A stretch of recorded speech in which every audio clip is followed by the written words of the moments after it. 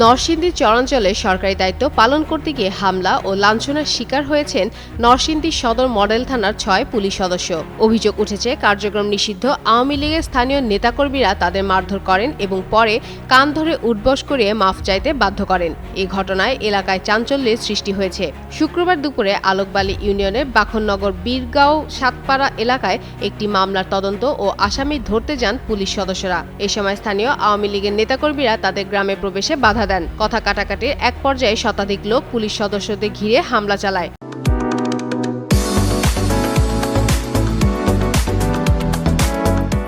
এতে SI Ramakrishna Das, SI Kamruzzaman খান, SI আল নোমান মুন্সি সহ ৬ জন আহত হন। পরে তাদের নরসিংদী সদর হাসপাতালে চিকিৎসা দেওয়া হয়। ঘটনার পর এএসআই নাজমুল হোসেন বাদী হয়ে ৫২ জনের নাম উল্লেখ করে মামলা করেন। মামলায় অজ্ঞাত আরও ১০০ থেকে ১২০ জনকে আসামি করা হয়েছে। অভিযানে ৪ জনকে গ্রেপ্তার করেছে পুলিশ, র্যাব ও ম্যাজিস্ট্রেটের যৌথ দল।